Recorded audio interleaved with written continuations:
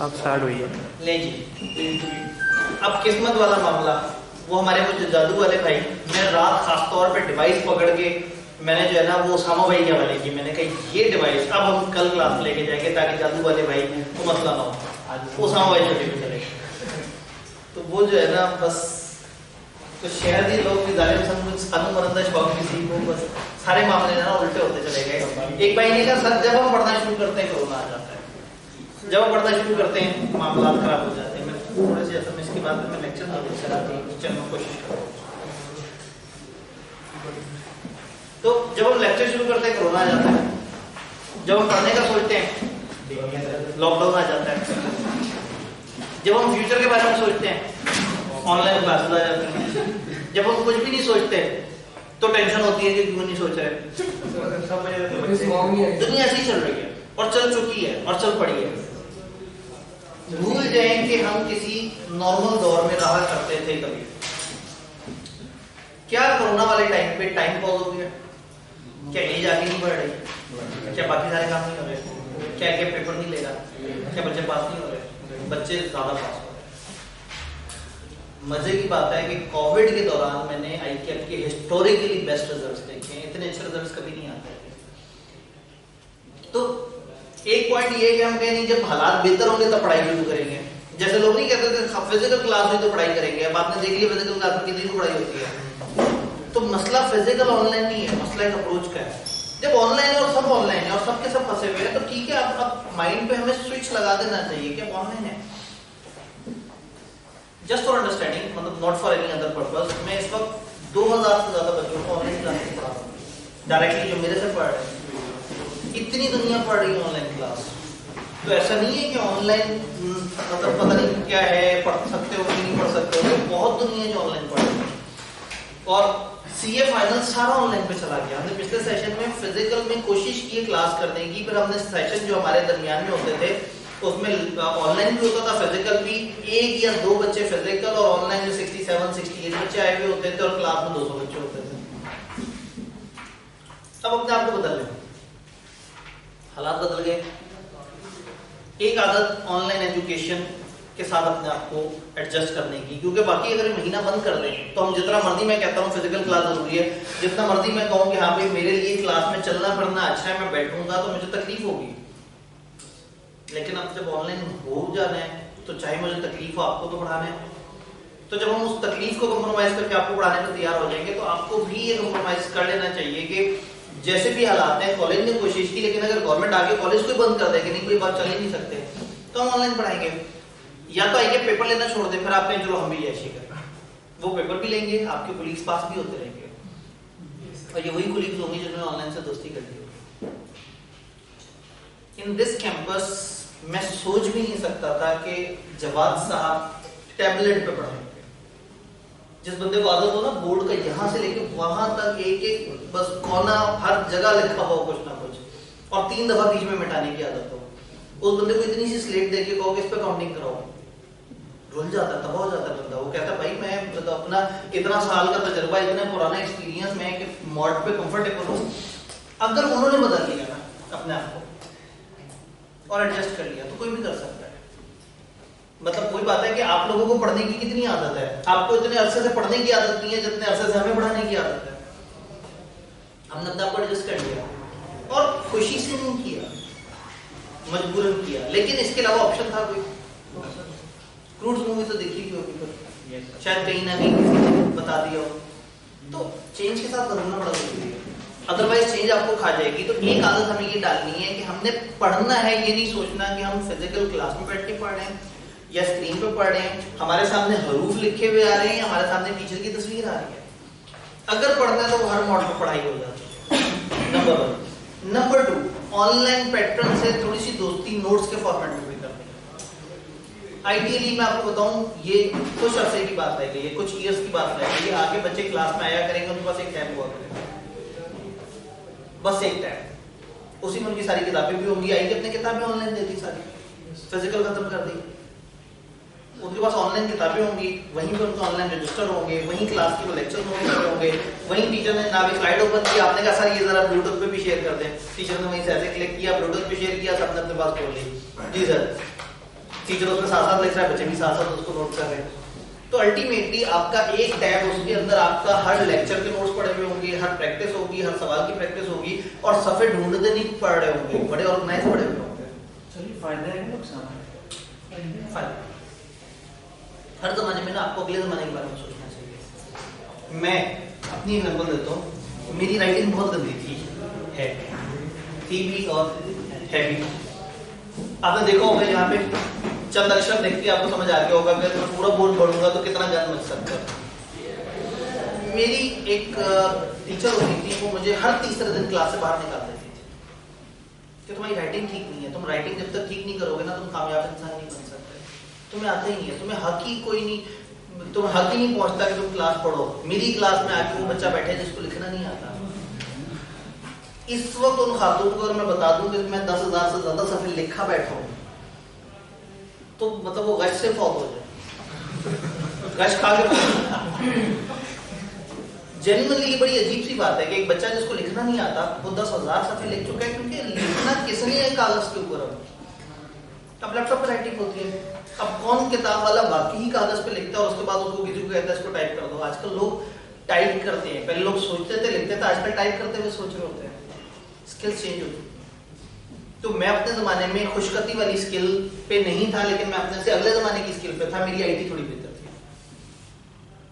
ये आप लोग जिन कागजों और जिन चीजों से डील कर रहे हैं ये भी पुराने जमाने की स्किल है। ऑफिस में ये सब नहीं होता।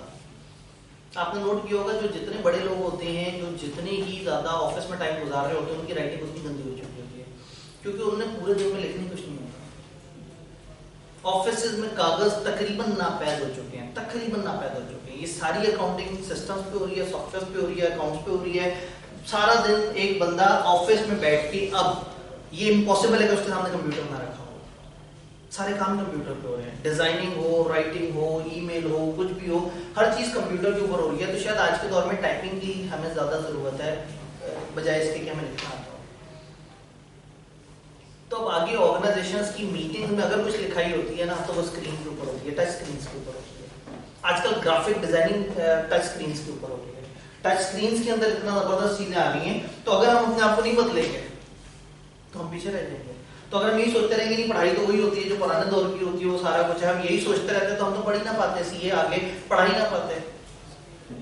तो इसलिए अपने आप को थोड़ा सा मोल्ड करना है। मैं आपको बताऊं आगे, मैं अभी की बात बता रहा हूं, अभी जो लोग ऑफिस में जाते हैं, सीए फाइनल के बच्चों का पेपर में फेल होने की सबसे बड़ी एक रीजन होती है, और हर बच्चों को पता होता है, उसको लिखना भूल गया होता है। हाई का पेपर ले रहा होता है फिजिकल, उससे कहीं क्यों नहीं लिखा जाता, कहते हैं कि मैं आखिरी दफा कलम उठाया था 6 महीने पहले। एक्चुअली तो आपने वो एक लफ्ज भी नहीं लिखना होता आजकल बॉल पॉइंट से, आजकल सारा काम कंप्यूटर पे हो रहा होता है। तो पॉइंट ये है कि हमने ये जो टैबलेट्स, कंप्यूटर्स, टैब्स, मोबाइल्स, इसके थ्रू इन सारी चीजों पे आहिस्ता आहिस्ता हमें पूरा हासिल करना है। तो अब इस दौर से निकलना है, इस खौफ से निकलना है कि फिजिकल क्लास किताब नहीं होगी तो मैं पढ़ नहीं सकूँ। अगर आपके पास किसी की ऑनलाइन वर्जन किताब का मौजूद है, दैट इज वेरी गुड। और मजे की बात है उस पर नोट करना, उसको जूम करना, उस पर निशान लगाना ज्यादा आसान है बनस्बत फिजिकल किताब के। उसको स्टोर करना, संभाल के रखना, रेप्लिकेट करना, बैकअप बनाना, आपकी सारी मेहनत जाया हो जाती है। आपकी किताब अगर पानी में भीग जाए, आपकी ऑनलाइन किताब हो, आपने उसका बैकअप सेव किया हो, जैसी थी वैसे ही बैकअप से दोबारा निकलाएगी। तो थोड़ा सा आहिस्ता आहिस्ता टेक्नोलॉजी से दोस्ती करें, आगे जाके बहुत काम आएगा। अब हमने ये नहीं कहना कि जी मैं नहीं ऐसा कर सकता, मैं तो पुराने दौर का ही आदमी हूँ, आप नए दौर में हैं इस वक्त, और दौर उससे भी ज्यादा तेज चल रहा है जो आपकी सोच है। तो अब अगर एकदम से गवर्नमेंट हमें बंद कर दे और हम ऑनलाइन पे चले जाएं, तो ये नहीं सोचना कि जी ऑनलाइन है मैं नहीं पढ़ सकता। देखिए मैंने तजर्बा करके आपको दिखा दिया कि फिजिकल आपने कौन सा पढ़ लिया। आप ये देखें ना कि आधी आवाज में नहीं आती क्लास में, जबकि वो क्लास है जिसका बैकअप भी कोई नहीं है, जिसमें हम अभी भी कोशिश कर रहे हैं और अभी तक नहीं पता कि इसका आउटकम हमारा क्या बनता है। तो अब हमने हर तरह से दोस्ती कर लेनी है। तो अभी मैं ये नहीं कह रहा कि गवर्नमेंट ने अनाउंस कर दिया, लेकिन हालात उस तरफ थोड़े थोड़े से जा रहे हैं, थोड़े थोड़े से। अगर कोई ऐसी मजबूरी बन गई तो ठीक है, कोई बात नहीं। मतलब पहले भी हम बैठ के क्लास दे ही रहे होते थे, तो ठीक है जी, मैं अगर कॉलेज बंद कर देंगे तो मैं वहां दूसरे वाले ऑफिस में जाके बैठ कर वहां से क्लासेस लेकर लिया करूँगा। आप लोग अपने घर बैठे हुए होंगे और फिर ऐसे में छुट्टी करते हुए आपको बिल्कुल दुख नहीं होगा। अभी भी छुट्टी करते हुए पता नहीं दुख होता है या नहीं होता। नहीं होगा, आपको दुख नहीं होगा। तो ऐसे है वाइंडिंग अप पढ़ा, यस पढ़ा थोड़ा सा पढ़ा, छोटे मोटे अल्फाज नजर आए, आपने कहा रटा मार। बेस्ट सोल्यूशन इसका ये था कि रटा मार। मैंने अल्फाज समझा दिए थे, बातें समझा दी थी, लेकिन स्टिल हमने देखा था कि हम फ्रेमिंग में जा सकते हैं। तो भाई अगर थोड़ा सा हम आगे जाएं, आज ये भाई पढ़ गए और आज मैं डिवाइस लेके आया था, लेकिन वही बात है कि जिन साहब को पकड़ाएंगे वो छुट्टी पे चलेगा। आगे चलना है, 3-4 दफा आगे जाना है, फिर आगे जाना है, मजीद आगे जाना है, शदीद आगे जाना है, मजीद।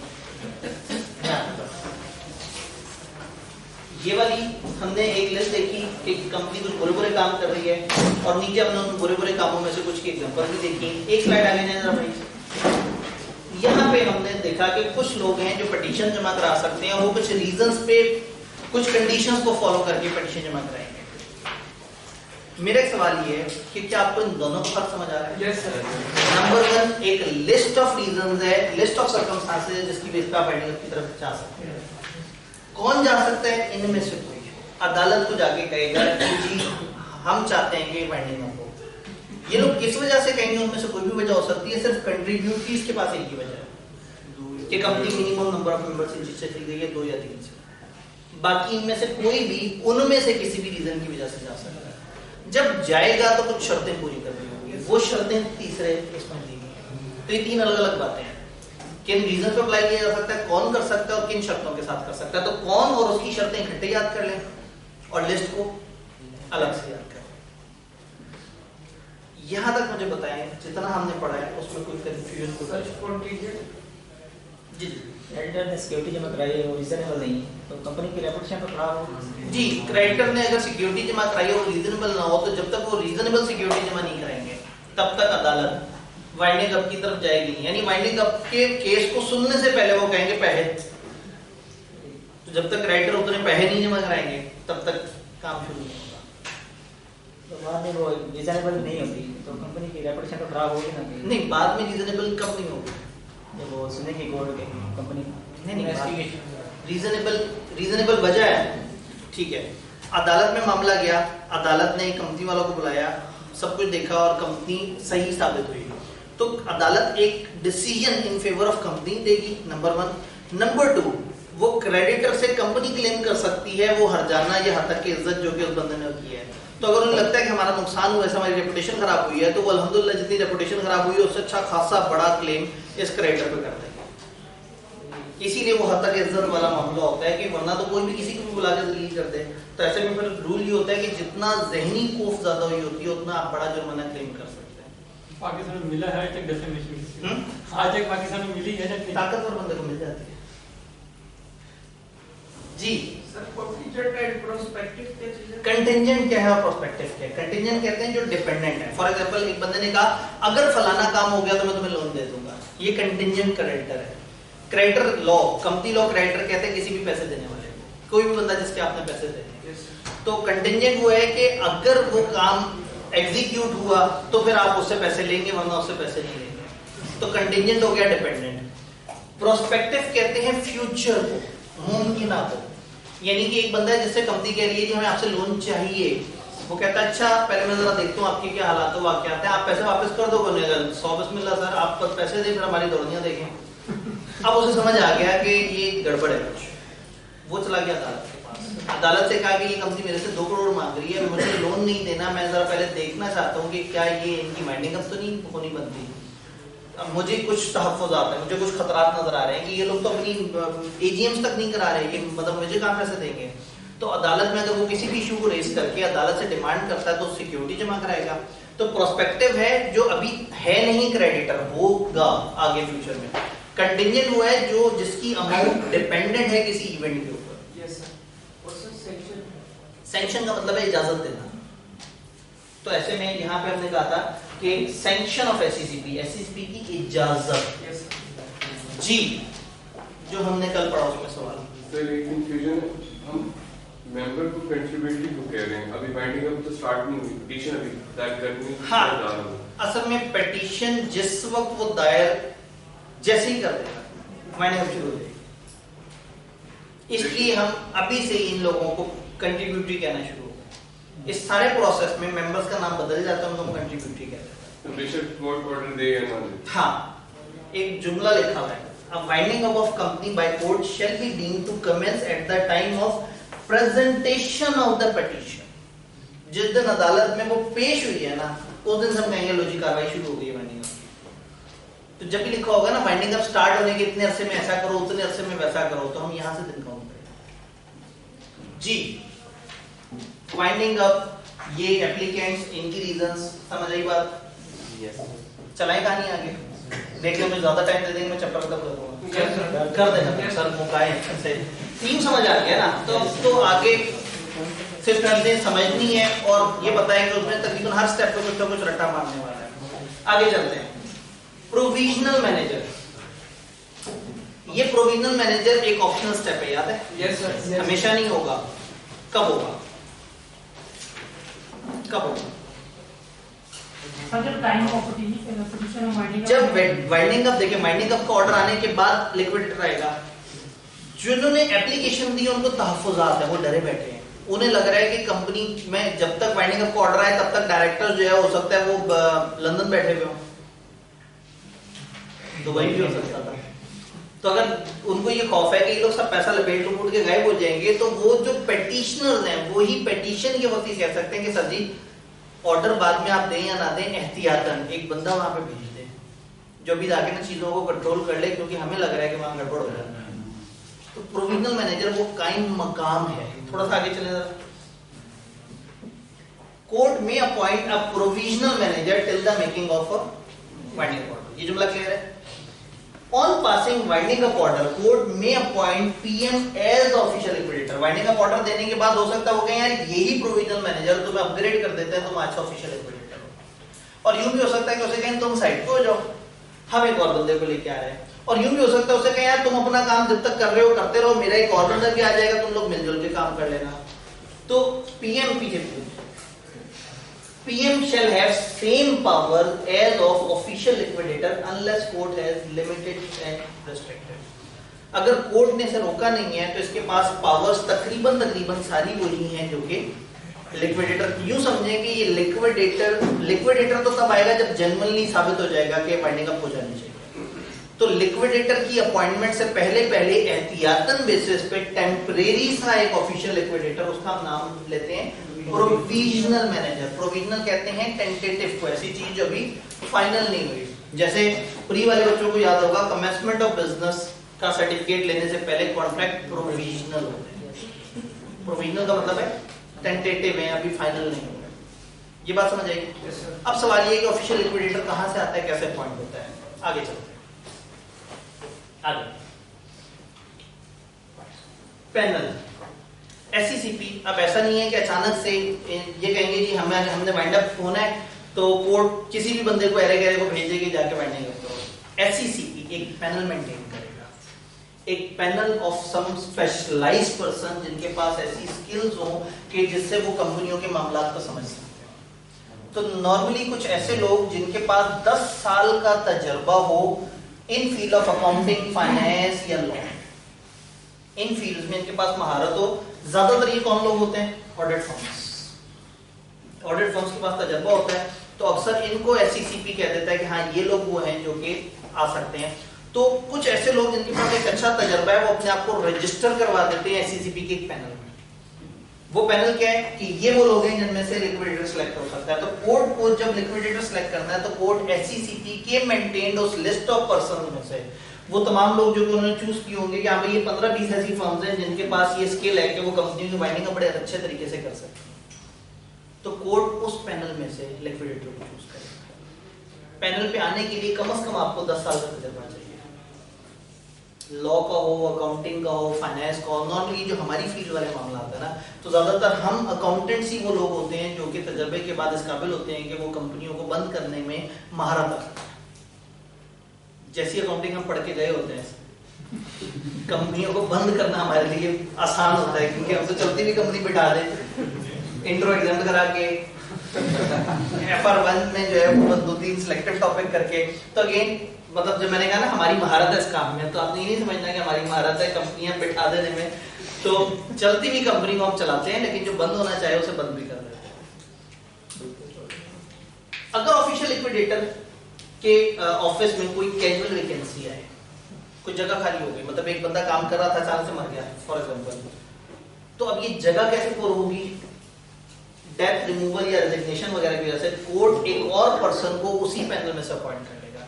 यानी ऐसा नहीं है कि बंदा आया था वो मर गया, तो हम कहें चलो एक काम करते हैं उसके बच्चे को कह देते हैं वो आगे से वाइंडिंग अप कंप्लीट कर ले। नहीं, अगर एक हमारा लिक्विडेटर चला गया है तो उसकी जगह जो नया लिक्विडेटर आएगा वो भी उसी ही पैनल में से आएगा। यहां तक बात समझ आई? पैनल में या तो वो लोग होंगे जिनका 10 साल का तजर्बा ऑन फील्ड में हो, या वो लोग होंगे जिनके पास वो तजर्बा होगा जो वो बता देंगे। SCCP, such person as specified SCCP, उन्होंने अपने इख्तियार बीच में रखा है कि जहां हमारा दिल करेगा हम लोगों को लाइसेंस देंगे पैसे लेके, उनसे कहेंगे लिक्विडेटर के तौर पर अपॉइंट होने के लिए इतना लाइसेंस लेना पड़ेगा, तो सालाना पैसे एससीसीपी को देंगे, तो एससीसीपी उन लोगों को भी अपनी तरफ से पैनल में शामिल कर देगा। क्रेडिटर्स को लगता है कि शायद बंदा सही नहीं आ रहा जो पैनल में से आ रहा है, तो क्रेडिटर अप्लाई कर सकते हैं कोर्ट को, उनसे कह सकते हैं कि जी वो पैनल से बंदा सेलेक्ट तो हुआ है लेकिन नहीं मजा नहीं आ रहा, हमें लग रहा है कि वो अच्छे तरीके से काम नहीं करेगा, तो कोर्ट में on application of creditor to whom amounts not less than 60% of issued share capital are due. ऐसा नहीं कि किसी भी क्रेडिटर ने उठ के कह दिया जी मुझे मजा नहीं आ रहा लिक्विडेटर बदल दे। कम से कम वो क्रेडिटर्स जिनके पास मजमूई तौर पे उनका बैलेंस कंपनी के पेड अप शेयर कैपिटल के 60% या उससे ज्यादा, असल में वो ये नहीं कह सकते थे कि 60% ऑफ द क्रेडिटर्स, वो रुपए को कैसे डिफाइन कर रहे हैं? वो कह रहे हैं वो लोग जिनके जिम्मे जिनको हमने उतने पैसे देने हैं जितना पैसा कंपनी का कैपिटल का 60% बनता है, तो हमारे 60% ऑफ द कैपिटल की इक्विवेलेंट या उससे ज्यादा अगर क्रेडिटर्स है और वो रिक्वेस्ट करते हैं तो कोर्ट उनकी फरमाइश पे पैनल से हट के भी किसी बंदे को चूज कर सकता है। क्रेडिटर्स कहें जी बात ये कि वो बंदा बड़ा सियाना है, हमें उस पर भरोसा नहीं है, ये कंपनी हमारे इतने पैसे खा के बैठी हुई है तो ये डूबेगी तो सबसे ज्यादा हमारा नुकसान होगा, एक काम करें ये बंदा हमारा मुत्तफिक है, इसको आप लिक्विडेटर के तौर पे ले आए, ये हमारे मामलात की तर्जुमानी करेगा, क्योंकि सबसे बड़ा नुकसान किसको होना है? कंपनी बंद होगी और ये क्रेडिटर भी वो जो कैपिटल के 60% कम से कम, इसके अलावा भी बेचारे कुछ और लोग होंगे, तो ये आप एक डिफरेंट लिक्विडेटर भी सिलेक्ट करवा सकते हैं अगर इस तरह से। जी यहाँ से नेक्स्ट सवाल पूछे सर, ये जो आपने कहा था कि लिक्विडेटर वो डायरेक्टर्स को साइड पे कर देगा, ठीक है, तो प्रोविजनल मैनेजर भी साइड पे कर सकते हैं? जी बिल्कुल, प्रोविजनल मैनेजर भी जब आएगा तो वो टेम्परेरी चार्ज संभाल लेगा, और उसी तरह से जैसे लिक्विडेटर की मौजूदगी में डायरेक्टर साइड पे होगा, इसी तरह से प्रोविजनल मैनेजर की मौजूदगी में साइड पे। उसका मकसद ये है कि वो आके किसी बदनज़मी को रोके, कोई अगर गड़बड़ हो रही है, कोई तेजी से उस वक्त पैसे निकालने के चक्कर में हो तो वो फौरन से आके चार्ज संभाल ले। 60% वाली बात समझ लीजिए। 60% पहली बात, क्रेडिटर्स के पास ये इख्तियार है कि अगर वो कहें कि कोर्ट ने जब एससीसीपी के पैनल में से बंदा उठाया है ना, वो कहेंगे नहीं हमें नहीं लग रहा कि वो अच्छी तरह से वाइंडिंग अप करेगा, हमारे जहन में एक बंदा बड़ा अच्छा वाइंडिंग अप करता है, तो कोर्ट कहेगा अच्छा आप कितनी वैल्यू के वर्थ रखते हैं, तो वो क्रेडिटर्स के जो हमने पैसे देने हैं कंपनी ने, वो कम से कम अगर उतने हुए जो कंपनी के शेयर कैपिटल का 60% है, कम से कम इतनी वर्थ, इतने रुपए की वर्थ वाले गए। ये यहाँ अगर अमाउंट बता देते 15 करोड़ 5 लाख 20 लाख तो कोई बड़ी कंपनी होती है कोई छोटी कंपनी होती है, उन्होंने कह दिया कंपनी के शेयर कैपिटल का 60% जितने रुपए बनते हैं उतने या उससे ज्यादा रुपए जिन क्रेडिटर्स को चाहिए, अगर वो कह देते हैं कि पैनल वाला नहीं हमारी पसंद का बंदा, तो फिर उनकी पसंद का बंदा आ जाएगा। जी लिक्विडेटर मोर देन वन भी पॉइंट हो सकता है। लिक्विडेटर एक से ज्यादा भी हो सकते हैं, अगर एक से ज्यादा पॉइंट हुए तो फिर कोर्ट डिसाइड करेगा कि उनकी क्या रोल्स एंड रिस्पांसिबिलिटी। तो ये मेंबर्स के पास इख्तियार नहीं है कि वो में नहीं, सिर्फ क्रेडिट कानून में इतना लिखा होता है। सर वाइंडिंग असल में बाई कोर्ट हो रही है ना, जबरदस्ती हो रही है, कुछ गड़बड़ हुई है। वॉलंटरी में, जब वॉलंटरी हमारे सिलेबस में डिटेल में नहीं है, वॉलंटरी में लिक्विडेटर आप अपनी कंपनी में से लेके आते हैं, डायरेक्टर में से एक आदमी बना देते हैं, लेकिन ये बाई कोर्ट है, ये जबरदस्ती हो रही है, कंपनी ने कुछ गड़बड़ की है इसीलिए जबरदस्ती हो रही है। जी सर क्रेडिटर एक से ज्यादा भी यानी इकट्ठे होकर? जी बिल्कुल, क्रेडिटर्स जो टुगेदर 60% कम से कम पावर रखते हैं।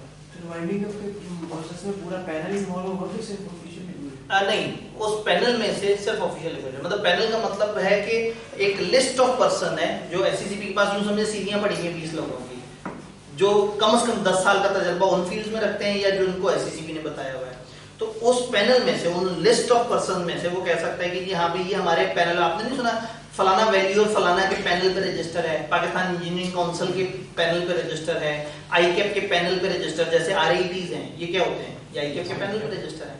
कि अगर आईकैप से जो कोई आगे कहता है कि मैंने पढ़ना है, कहाँ से पढ़ूं, वो कहता है ये वो लोग हैं जो हमारे पैनल पे रजिस्टर है। तो पैनल का मतलब है कि जो उनके पास एलिजिबल क्राइटेरिया मीट करते हैं। तो एक लिस्ट बनाई है एससीसीपी ने कि हाँ भाई ये वो लोग हैं जिनको एज लिक्विडेटर अपॉइंट किया जा सकता है। बट अगर उनके अलावा भी क्रेडिटर्स चाहें तो वो 60% वाले रूल को फॉलो करके अपनी पसंद से भी ला सकते हैं। जी सर, वॉलंटरी वाइंडिंग अप हो रही है, ठीक है। डायवर्सिटी से।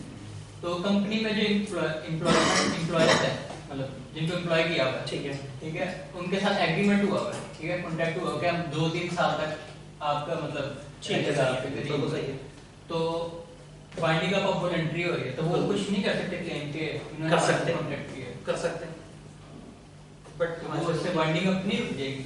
कर सकते हैं हमारे से मैं बता रहा हूँ ना, इस पे बहुत सेक्शन है। 1/3 कंपनीज एक्ट इसको डील करता है, लेकिन हमारी किताब ने शुरू का बताया। वॉलंटरी वाइंडिंग अप तो इतना सा हमारे सिलेबस में बिल्कुल, मतलब उसके एक आध सेक्शन, वरना एक पूरी लंबी चौड़ी लिस्ट होती है कि वो जो एम्प्लॉइज थे उनका क्या बनेगा, अगले साल तक उनका क्या बनेगा, जिनके क्लेम्स थे उनका क्या होगा। फिर प्रेफरेंशियल पेमेंट्स में हम एम्प्लॉइज को ऊपर की तरफ लेके आते हैं। गवर्नमेंट की ड्यूज और एम्प्लॉइज इनको सबसे ज्यादा प्रेफरेंस दे रहे होते हैं, लेकिन अगेन ये वाली बात नहीं है हमारे सिलेबस में। तो इसलिए हमने ज्यादातर उतना ही सोचना है जितना हमारे सिलेबस में है। इंशाल्लाह थोड़ा सा ही दूर फाइनल तक फासला है, फाइनल में सारी बातें सोचेंगे इंशाल्लाह। जी 60% जो है ये पैनल की एक्सेप्शन है।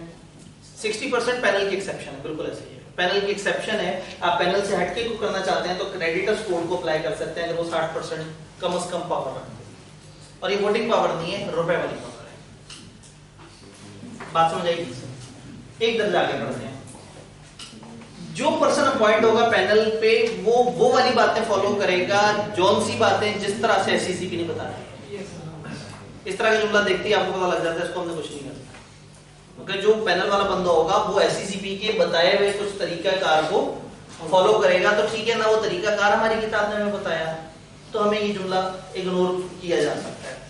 SCCP may of its own remove the name of any person from panel on the ground of misconduct, fraud, misleading, breach of duty, फलाना फलाना फलाना। पैनल SCCP ने मेंटेन किया हुआ है। अगर SCCP को उनमें से कोई भी बंदा लगता है कि नाकारा है, नाअहल है, सही नहीं है, फारिग है, वो उसको उड़ा सकता है। यस मतलब ये बात असूलन हमें नहीं बतानी चाहिए भाई, हम तो बाइंडिंग अप वो कर रहे हैं, कोई तुम्हारा पैनल है, तुम जानो तुम क्या करो। लेकिन उन्हें कंपनीज एक्ट में ये बता दिया है कि SCCP का जो पैनल है, अगर SCCP भी चाहे तो उन बंदों में से किसी बंदे को फारिग कर सकता है उस पैनल से, उसकी मिसकंडक्ट वगैरह की वजह से। डन? यस चलो जी जी, छोटी छोटी सी और रिक्वायरमेंट। एक बंदा एक वक्त में प्रोविजनल मैनेजर या ऑफिशियल लिक्विडेटर 3 से ज्यादा कंपनियों का नहीं हो सकता। पता लगे होगा कि मैं तो इतना स्पेशलिस्ट हूं कि मैं तो एक वक्त में 10-10 कंपनियां बंद करा देता हूं। तो उन 10 कंपनियों को टाइम कितना दे रहा होगा ये? एक बंदा एक वक्त में प्रोविजनल मैनेजर या ऑफिशियल लिक्विडेटर या दोनों, कोई भी कैपेसिटी उनमें से 3 से ज्यादा कंपनियों का एक वक्त में ये वाला काम नहीं करेगा।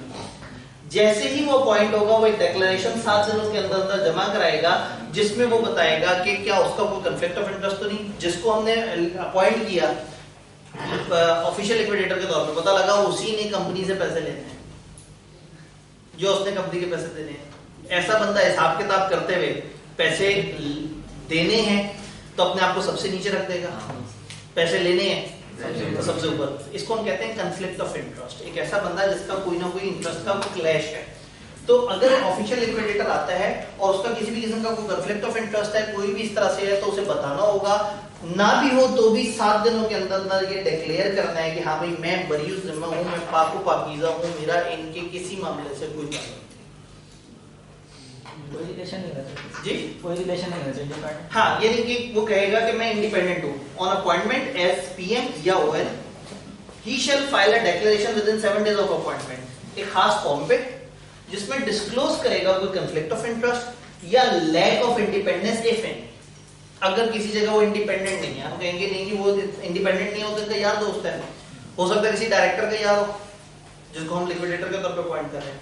तो 7 दिनों के अंदर अंदर उसने डिक्लेयर करना है कि मैं इनमें से किसी से मेरा कोई ताल्लुक नहीं है। झूठ बोलेगा तो कमा कटेगा, मतलब झूठ बोलेगा तो उसको जुर्माना होगा। और यहाँ पे उसे एक डिक्लेरेशन देनी है प्रॉपर तरीके से कि अदालत के सामने कि जी मैं इनसे मेरा कोई ताल्लुक नहीं, और कल को साबित हो गया तो ये बेसिकली अदालत से झूठ बोलने का मुतरादिफ है। आई होप कि बहुत मुश्किल बात नहीं है। Yes sir. एक से ज्यादा लिक्विडेटर हुए तो फिर क्या होगा, कौन क्या काम करेगा, कौन क्या काम करेगा, है। अदालत डिसाइड करेगी, हमें टेंशन लेने की जरूरत ही नहीं है। कोर्ट में determine any security to be given by official liquidator और अपॉइंटमेंट। लिक्विडेटर आया, अगर वो बीच में छोड़ के भाग गया फिर तो हम कोर्ट अगर चाहे तो उससे कह सकती है कि ठीक है जी हम आपको ऑफिशियल लिक्विडेटर अपॉइंट कर रहे हैं लेकिन आप 20 लाख रुपए सिक्योरिटी जमा करा लीजिए। मर्जी है कोर्ट की। गवर्नमेंट के अक्सर कॉन्ट्रैक्ट में सिक्योरिटी का रूल होता है। सड़क बनाने वालों से, ठेके लेने वालों से, अक्सर लोगों से गवर्नमेंट कहती है सिक्योरिटी जमा कराएं, आपने काम पूरा कर दिया हम आपकी सिक्योरिटी आपको वापस कर देंगे। क्योंकि गवर्नमेंट को खौफ होता है कि अगर बंदा भाग गया तो क्या। तो कोर्ट चाहे तो इस ऑफिशियल लिक्विडेटर से सिक्योरिटी मांगना चाहे तो सिक्योरिटी मांग सकती है। तो फिर ये ऑफिशियल लिक्विडेटर उस कोर्ट को वो वाली चीज देने का पाबंद होगा जो सिक्योरिटी का। क्रेडिटर ने जो रिकमेंड किया है लिक्विडेट जी सर, वो फ्रॉड कर दिया। तो अगेन बात ये है कि कोर्ट को अगर उनका बंदा ज्यादा मुनासिब नहीं लगा होगा, जो एससीसीबी के पैनल पे एससीसीबी ने कोई तहकीक शकीक की होगी बंदा कैसा है किस तरह से, और जो वो नया बंदा है वो कोर्ट को अजीब सा लगेगा, तो हो सकता है कोर्ट उसी को कहते हैं कि यार 50 लाख की सिक्योरिटी जमा करा दो, मैं कोई मसला है। इसीलिए तो कोर्ट के पास ही पावर है ना कि कोर्ट चाहे तो वो इस तरह से काम कर सकती है। सर ये जो एब्रिविएशंस है पीएमओ ये यूज होते हैं नहीं, असूलन आप ना ही यूज करें। मैंने तो जरा अल्फाज बचाने के लिए, किरतास बचाने के लिए, दरख्तों को मरने से बचाने के लिए किया। अपनी किताब में मैं एक दफा सीए फाइनल की ऑलरेडी की किताब थी, उसमें वर्ड फाइनेंशियल स्टेटमेंट की जगह मैंने F/S लिखा। तो जब मैंने उसका ओवरऑल देखा तो पता नहीं कितने 3000 कुछ वर्ड्स रिप्लेस हो गए छोटे वर्ड से। फिर मैं उसको कंप्यूट किया, फिर वो किताब जितनी छपी है तो फिर मैंने एक अंदाजा लगाया कि मैंने 2 दरख्तों को मरने से बचा दिया। जो छपी है उस पर कितने हजार मर गए वो एक अलग मसला है, लेकिन एनवायरनमेंट में उसमें ना डायरेक्टर रिपोर्ट में आप कहते हैं कि हमने एनवायरनमेंट को की प्रोटेक्शन के लिए क्या किया। तो मैं बड़े फख्र से कह सकता हूँ कि मैंने इन अल्फाज को एब्रिविएशन में कन्वर्ट करके बहुत सारे दरख्तों को तबाह होने से बचा लिया। बच्चों को छोटी छोटी किताबों पे लगा के आईकेप की किताब की उतनी प्रिंटिंग बचवा ली, जितनी वो प्रिंटिंग होती उतने कागज, उतनी एनवायरनमेंट डैमेज होती। इसीलिए तो मैं ऑनलाइन की बात कर रहा था। कागजलेस एनवायरनमेंट में आ जाए, अपनी एनवायरनमेंट को बचाएं। ये भी नीड ऑफ द आवर है। दुनिया इंतकाम ले रही है आपसे। जितना उसको खराब किया गया ना, वो कह रहे हैं अब वापस आओ। अब कम से कम इतना टाइम उन्होंने जरूर ले लिया दुनिया ने कि वो काफी हद तक बेहतर हो गई है। अब कभी कभी आसमान नजर भी आ जाता है लाहौर में। पहले कोई ऑरेंज सी चीज नजर आती थी, मतलब काला आसमान लाहौर में हसरत ही रही। मैंने को 2003-4 में एक आध दफा काला आसमान देखा था लाहौर में, असल में काला आसमान नजर नहीं आता।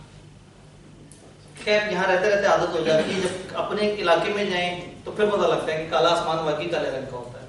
तो यहाँ तो वो अजीब सा आसमान होता है। ये बात समझ आई?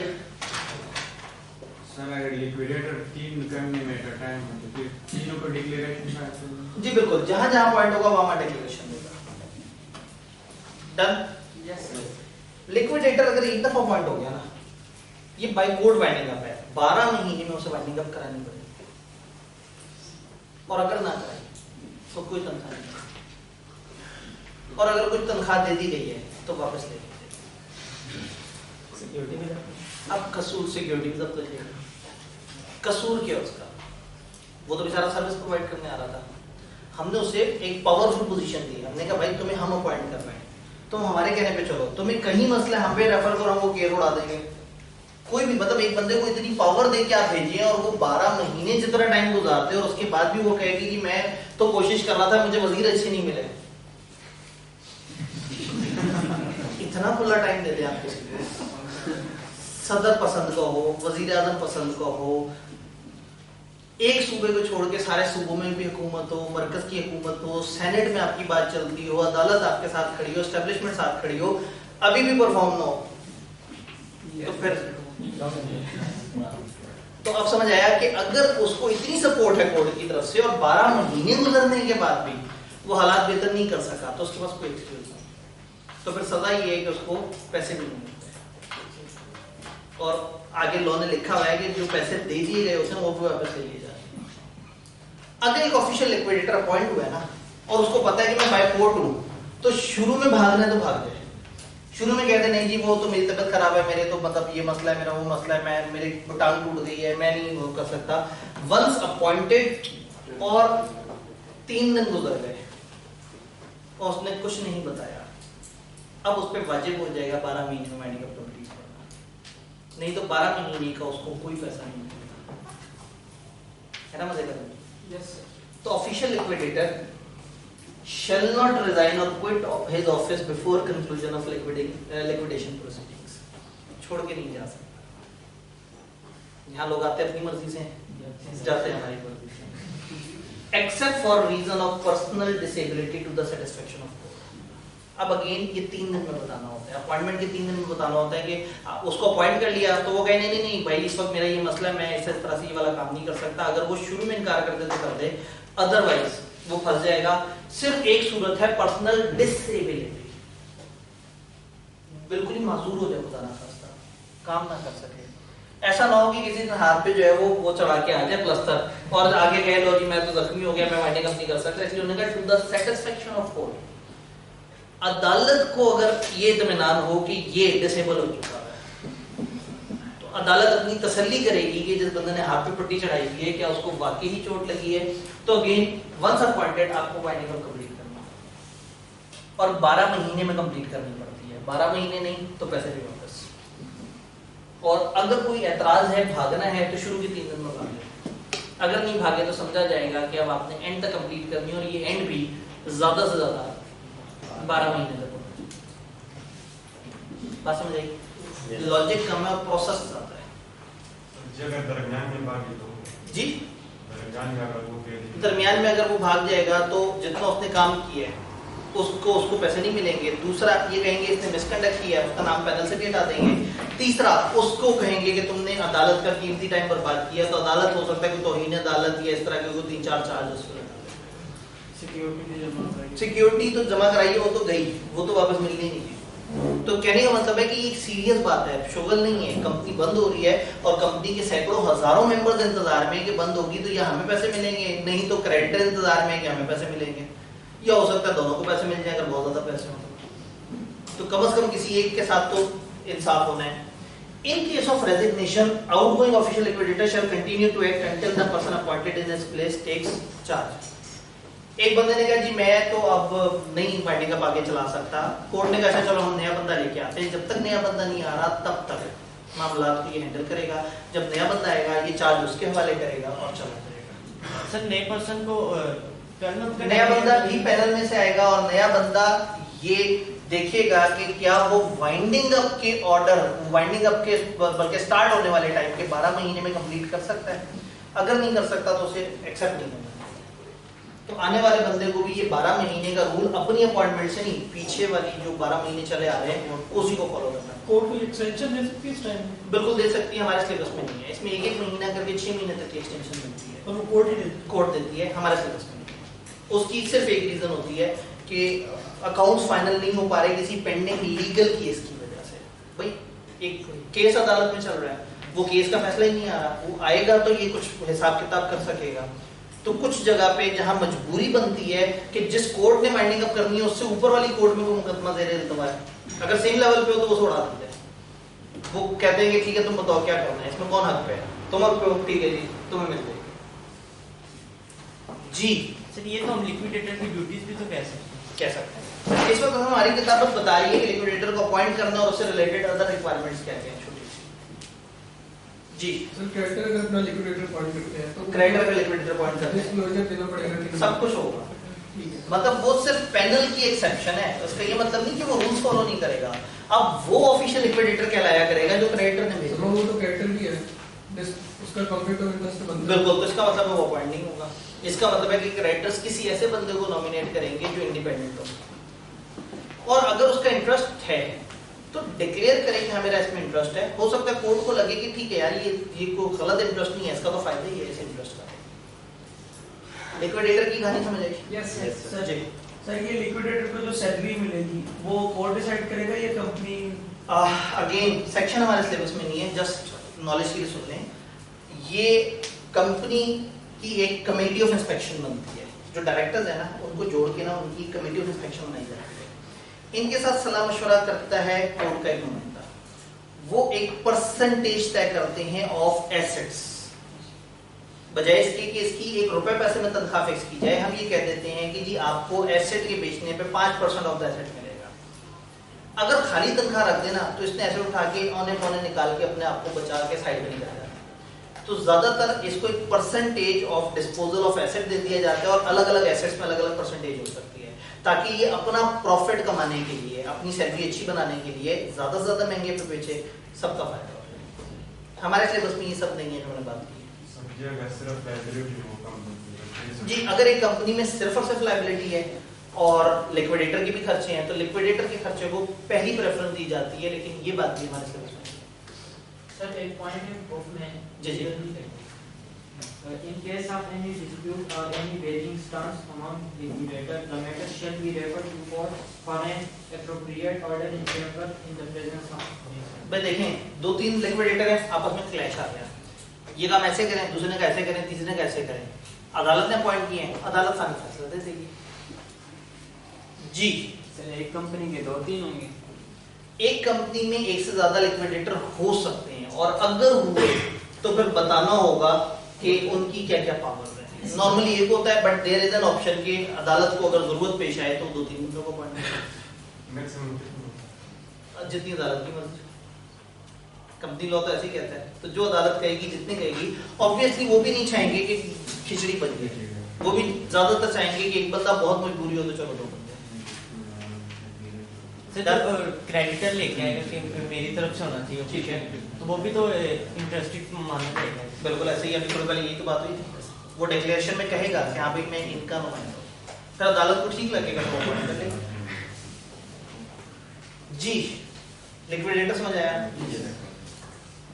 बगैर आगे जाए अगला स्टेप क्या था?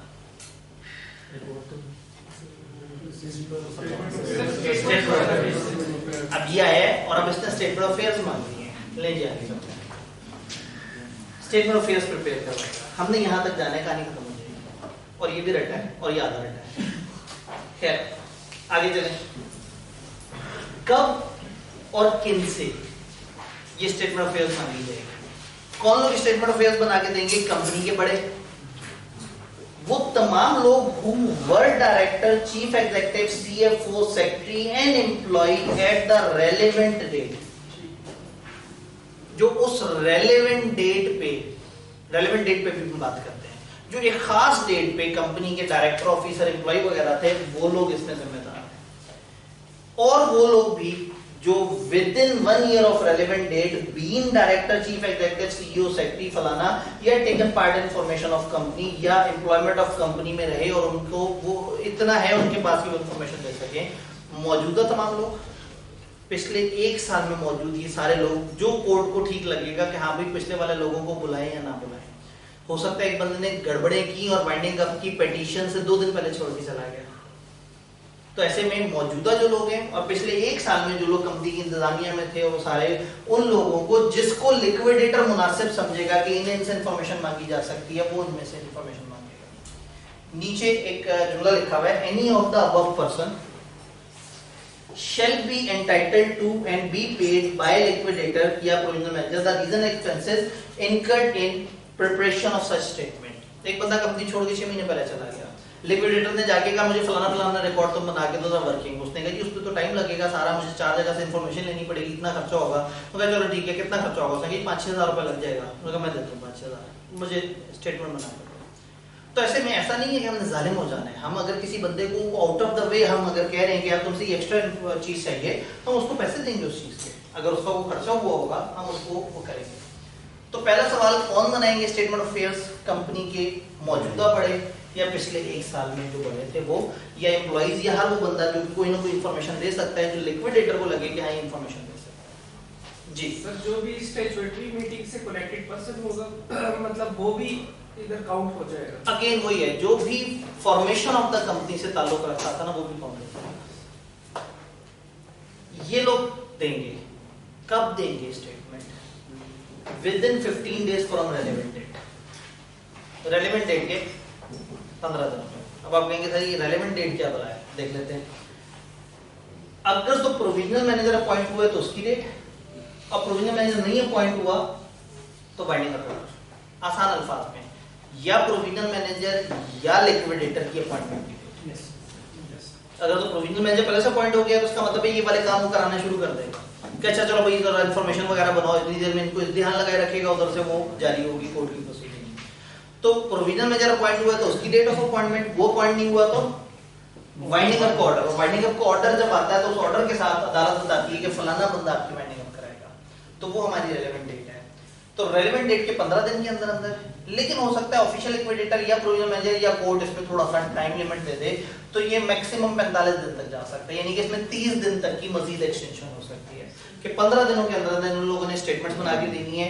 15 नहीं तो मजबूरन अगर इजाजत देती लिक्विडेटर ने या इनमें से, तो ये चलते चलते चलते ज्यादा से ज्यादा कहां तक जा सकता है, 45। तो आसान अल्फाज में 15 दिन ओरिजिनल टाइम है और मैक्सिमम एक्सटेंशन है 30 डेज। ये 45 टोटल टाइम है। पता नहीं मैं जुमला समझ जाता क्या? Yes sir. ज्यादा मुश्किल बातें तो नहीं लगती। होगा क्या स्टेटमेंट ऑफ अफेयर्स में? पहले दिन आप लोगों ने बता दिया था, याद है? वही सारी इनकम एसेट्स कहाँ पड़े हुए हैं, क्या लायबिलिटीज हैं, कितने केसेस हैं, ये क्या है, ऑफिसेस किसके पास हैं, ये चीज, हर वो चीज जो एक बंदे को चाहिए कि वो आगे कंपनी का चार्ज संभाल सके। हाँ जी, एक छोटी सी लिस्ट। स्माइली समझ आ भी जाए ना तो रटा मार लीजिएगा। अगर एक चैप्टर 7 सफ़े का हो और उसमें से 15 नंबर के सवाल आने हो तो उसके तो फुल स्टॉप भी रटे हुए होने चाहिए कि कौन से सेंटेंस के एंड पे फुल स्टॉप था और कहाँ नहीं था। मतलब अगर इतना इतना कुछ तगड़ा, इतना जरूरी चैप्टर है, लॉजिकली जो बातें वो समझ आ गई हैं, बाकी ज्यादातर इसमें क्राइम करने वाली बातें क्या क्या होगा, एसेट्स, डेट्स और लायबिलिटीज की डिटेल, कैश इन हैंड कितने, एट बैंक कितने, क्रेडिटर्स की क्या नाम और क्या एड्रेसेस हैं, उनमें से कितने सिक्योर्ड हैं, कितने अनसिक्योर्ड हैं, और क्या क्या सिक्योरिटीज हैं जो जिसको जहां जहां दी गई है। टैक्स ड्यू टू कंपनी कौन से हैं, वो कौन से लोग हैं जिनकी तरफ से कंपनी को पैसे वगैरह आने हैं। कोई प्रॉपर्टी कंपनी की अगर जो है वो कस्टडी में नहीं है, पोजेशन में नहीं है या कहीं और पड़ी हुई है, तो कहाँ किसके पास पड़ी हुई है, कौन उसको संभाल रहा है, हमारा कोई एसेट किसी और के पास क्यों पड़ा हुआ है और कितना पड़ा हुआ है। फुल एड्रेस ऑफ प्लेसेस जहां बिजनेस कंडक्ट होता रहा है पिछले 180 दिन, पिछले 6 महीने कहां बिजनेस कंडक्ट होता रहा, वो कोई भी पेंडिंग लीगल केस चल रहा है उसकी detail, such other particulars as may be prescribed. ये लाइन से बहुत आग लग जाती है कि फिर इतने सारे क्यों बताए, जब एंड पे अपने पास ऑप्शन रखनी थी कि जब हमारा दिल करेगा तो हम आपको कोई पर्टिकुलर। लॉजिकली इसमें कोई मसला नहीं, लॉजिकली गौर से देखें तो एसेट्स और लायबिलिटीज की डिटेल है प्लस बिजनेसेस की डिटेल। एक बंदा आ रहा है, चार्ज संभाल रहा है, तो आने वाले बंदे को मौजूदा बंदों ने कहना है एलो फड़ो साडी कंपनी, ये एसेट है, ये लायबिलिटीज हैं, यहाँ पड़े हुए हैं, इस बंदे के पास हैं, ये इंचार्ज है, ये बंदा मैनेजर है, ये ऐसे कर रहा है, वो ऐसे कर रहा है, ये अदालती केस है, ये वकील है, ये पकड़ो सब हम साइड पे हो रहे हैं। तो स्टेटमेंट ऑफ अफेयर्स टेक्निकली उनकी तरफ से कंपनी की ऑफिशियल हैंडिंग ओवर है कि अच्छा ये पकड़ो, ये सब जब उसे मिल जाएगा फिर वो क्या करेगा, सब करेगा कि कितना लेना कितना देना। मोटा मोटा स्ट्रक्चर उसे समझ आया, अदालत को भेजेगा, अदालत से कहेगा मुझे ये चीज हैंडओवर हुई है, अब आप ओके करते हैं तो मैं वाइंडिंग अप शुरू कर दूं। इससे आगे क्या होता है, रिपोर्ट चलो रिपोर्ट टू रिपोर्ट मजीद जाते हैं। एक और कर दो, एक छोटी सी रिपोर्ट, एक स्माइली में एक और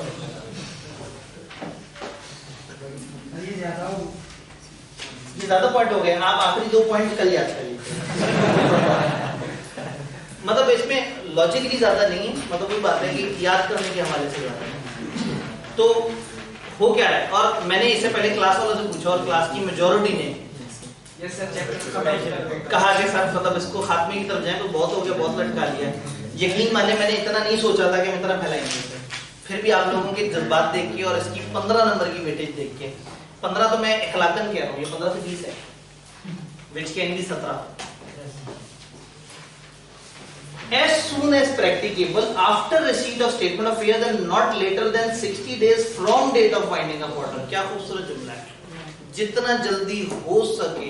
अब जो जितना जल्दी हो सके में हो सकता है वो कहे जी 3-1 महीने के अंदर, मगर जितना जल्दी हो सके 60 दिनों के अंदर अंदर, मतलब उसको अपर कैप भी बता दी कि वाइंडिंग अप के ऑर्डर से 60 दिनों के अंदर अंदर, जितना जल्दी हो सके after receipt of statement of affairs, official liquidator अदालत को एक रिपोर्ट भेजते हैं।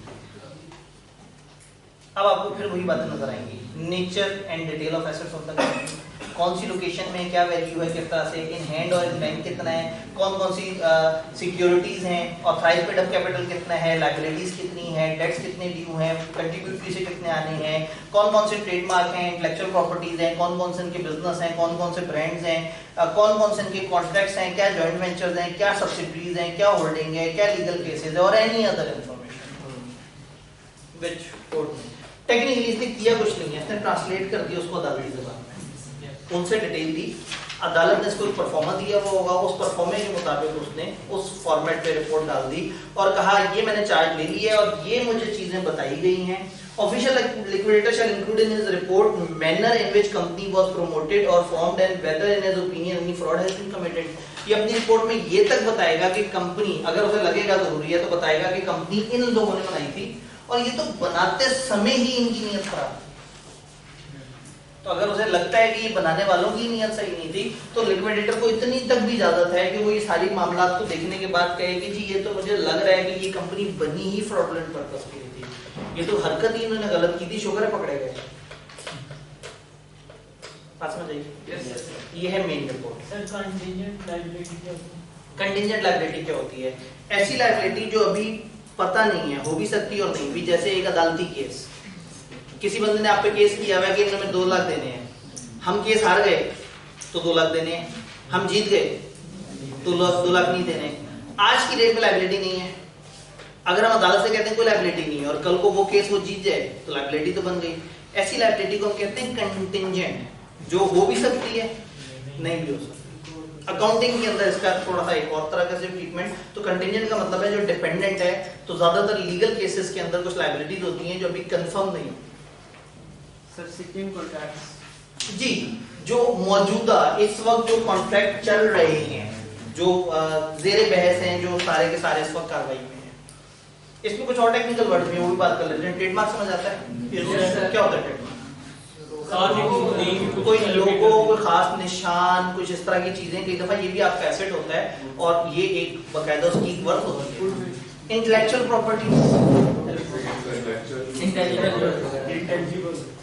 गुडविल, ये जो यहाँ स्कैन्स के पोर्टल के ऊपर जो लेक्चर्स अपलोड हुए थे, ये इंटेलेक्चुअल प्रॉपर्टी है। स्कैन्स ने अपने पास मेहनत से ये चीज बनाई है, सारा कुछ है। अब ये चीज अगर किसी के पास लीक हो गई तो वो तो 2,000 रुपए में बेचेंगे। सर बेच भी जाए वो तो मुझे पता है, मतलब मैं इसीलिए तो 2,000 अमाउंट तक बता दी, ठीक है। कुछ ज्यादा महंगा बेच रहा है तो ऐसे नहीं है, सस्ते में भी मिल जाते हैं, ठीक है। कुछ लोग सवाब के तौर पे यूट्यूब पे भी डाल देते हैं। तो खैर ये बात समझ आएगी सर, वो सवाब मिलता है बिल्कुल। हाँ, मतलब पूछ लें तो शायद कॉलेज भी इनकार ना करे, तो पूछ लेने में हर्ज कोई नहीं भाई। अगर नीयत खराब हो रही है तो पूछने के बाद भी अगर कॉलेज नहीं माना तो नीयत तो पहले भी खराब थी। लेकिन पूछ लेने में अगर कॉलेज ने ओके कर दिया तो गुमान है कि आप एक खतरे से बच जाएंगे। पुलिस पकड़ना है, जिसने पूछना है वो उसने सामने आगे नहीं पूछना, उसने एक ईमेल बनाना है एक फेक से नाम से, उस ईमेल से कॉलेज पे ईमेल करना है या एक मैसेज व्हाट्सएप पे कोई और इस तरह से ड्रॉप करना है। अब सारे तरीके तो ना सीखे, ठीक है, क्योंकि रात ही मैंने 2 बच्चों को ईमेल पर रिप्लाई किया है। सब मेरे पास आपके लेक्चर्स तो आए हुए हैं, बस सिर्फ आपसे इजाजत चाहिए कि मैं उसे पढ़ लूं। मैंने सुना है कि अगर बगैर इजाजत लिए पढ़े तो बंदा फेल हो सकता है। मैं कहा चलो शुक्र है आपने हल्की बात सुनी हुई है, मतलब या आपने भारी बात सुनी हुई है, आपने ये नहीं सुना हुआ कि बंदा दोज़ख में जा सकता है।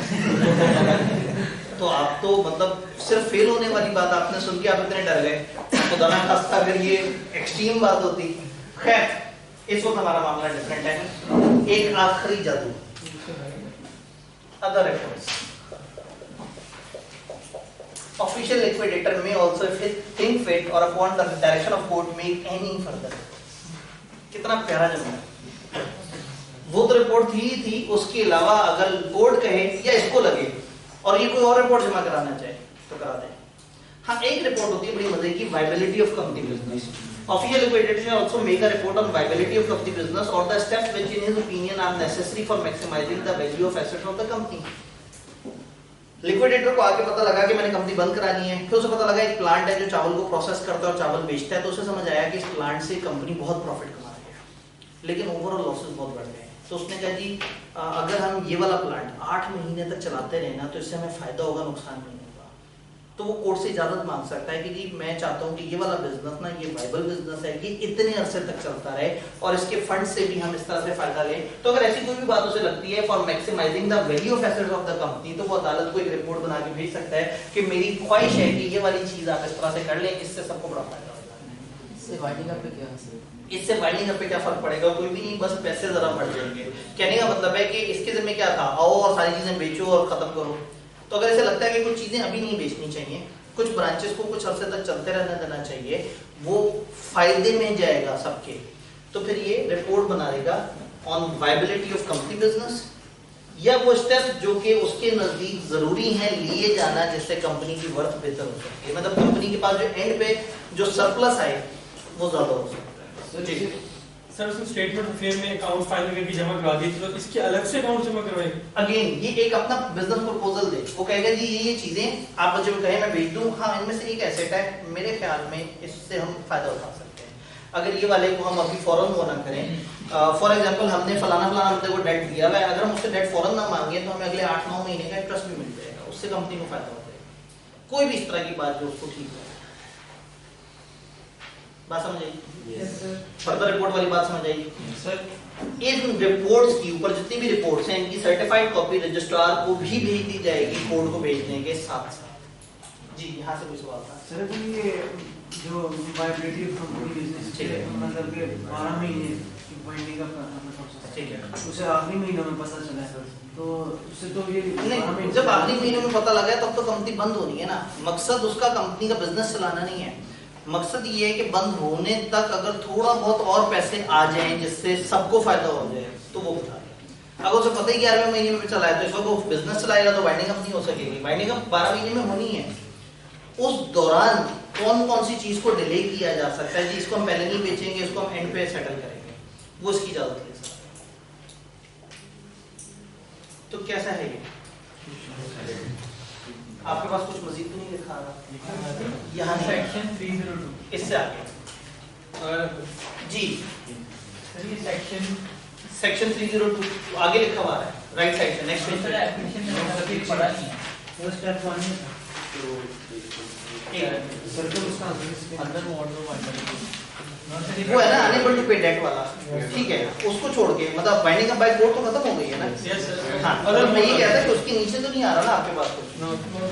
पेज 105 पे जी बिल्कुल, मैं कह रहा हूँ उसको छोड़ के, मतलब अभी जहाँ खत्म हुआ है वहाँ आपके पास खत्म हो गया ना। ये बात समझ आई?